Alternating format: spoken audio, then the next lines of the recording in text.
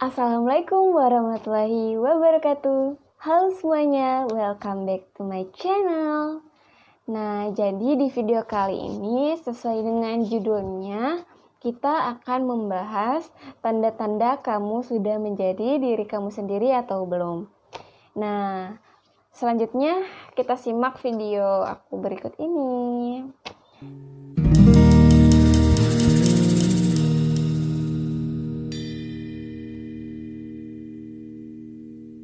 Nah, tanda-tanda kita sudah menjadi diri kita sendiri terkadang sering disepelekan oleh orang-orang sekitar.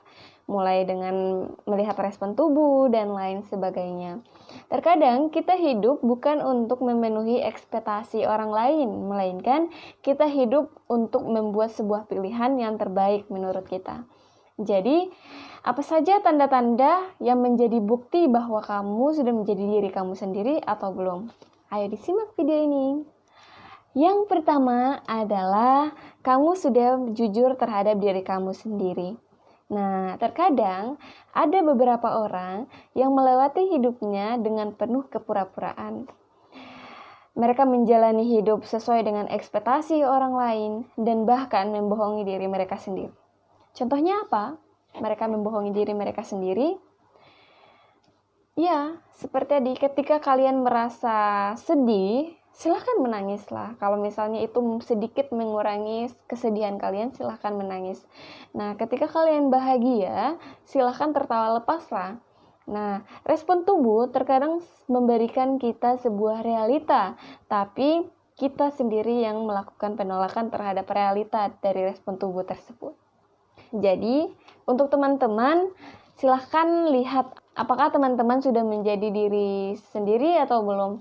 Lihat apakah teman-teman sering membohongi diri sendiri atau belum. Jadi, kalau misalnya teman-teman merasa senang ataupun teman-teman merasa sedih, silakan lakukan sesuai dengan respon tubuh teman-teman sekalian. Poin yang kedua adalah kamu merasa bebas berpendapat.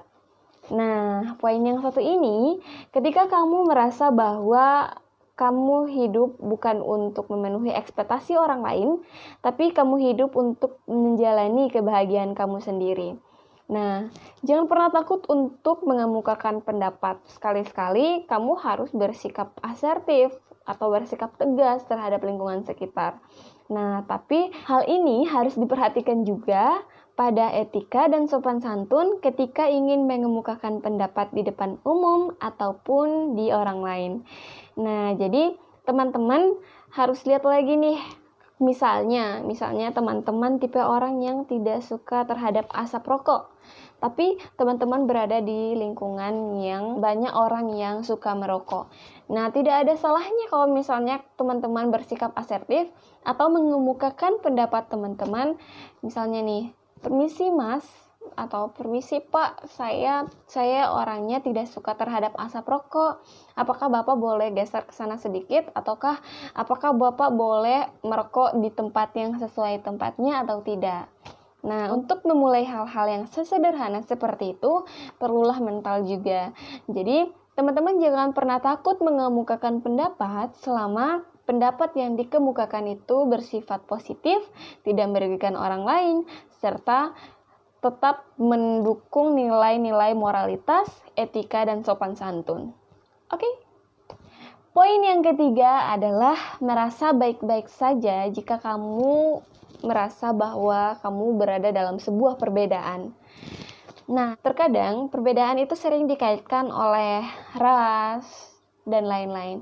Nah, tapi untuk poin kali ini, itu yang dimaksud adalah misalnya kalian hadir di tengah-tengah pertemanan yang suka terhadap sesuatu, tapi itu bertentangan dengan apa yang kalian sukai. Nah, hal itu tidak menjadi persoalan dalam memutuskan tali pertemanan teman-teman ataupun kamu. Nah, tetap membangun pertemanan yang baik dan menjadikan sebuah perbedaan sebagai sebuah kekuatan teman-teman untuk menjalin sebuah ikatan. Oke, jadi jangan pernah takut kalau misalnya teman-teman merasa beda. Yakin dan percaya bahwa setiap orang ataupun setiap manusia itu sudah ditakdirkan kehidupannya masing-masing. Setiap orang pun punya keistimewaannya masing-masing. Jadi, Tetap cintailah diri teman-teman, jangan pernah takut, jangan pernah gugup, dan jangan pernah merasa berbeda. Poin yang keempat adalah kamu tahu mana yang terbaik di kehidupan kamu. Nah, terkadang seseorang itu ketika dia ingin menentukan sebuah tujuan di dalam kehidupan dia, ataupun menentukan sebuah pilihan dalam kehidupan dia merasa ragu. Padahal, kalau misalnya kita sudah mengenali diri kita sendiri, kita sudah mengetahui seluk-beluk di dalam tubuh kita sendiri, di dalam pola pikir kita. Jadi, untuk mengambil sebuah keputusan, mengambil sebuah pilihan, itu sudah tanpa ada ragu-ragu lagi. Bahkan, kalau misalnya teman-teman mau menanyakan saran kepada teman-teman yang lain, teman-teman boleh, tapi harus dipikir matang-matang lagi. Apakah saran ini dia benar-benar berguna tidak untuk teman-teman dalam mengambil sebuah keputusan. Jadi di sini pola kedewasaan atau pola pikir teman-teman sangat berpengaruh terhadap keputusan yang akan diambil ke depannya. Jadi jangan pernah takut mengambil keputusan, tapi harus dipikirkan secara matang-matang dulu. Poin yang kelima atau poin yang terakhir adalah teman-teman mau mengakui sebuah kesalahan dan mau mengubahnya. Hal yang paling tersulit dilakukan oleh manusia adalah berterima kasih dan meminta maaf. Tapi untuk teman-teman yang sudah menjadi diri sendiri, tidak menjadi persoalan untuk kedua hal tersebut. Kalau misalnya teman-teman merasa telah melakukan sebuah kesalahan, teman-teman harusnya meminta maaf dan tidak akan mengulanginya, ambil hikmahnya. Dan teman-teman kalau misalnya melakukan sebuah kesalahan, teman-teman tidak boleh lari dari masalah tersebut. Jadi, menghindar dari masalah itu bukanlah sebuah solusi penyelesaian sebuah permasalahan. Nah, itu akan menjadi beban teman-teman tersendiri. Jadi tidak jadi masalah kalau misalnya minta maaf dan mulai mengubahnya.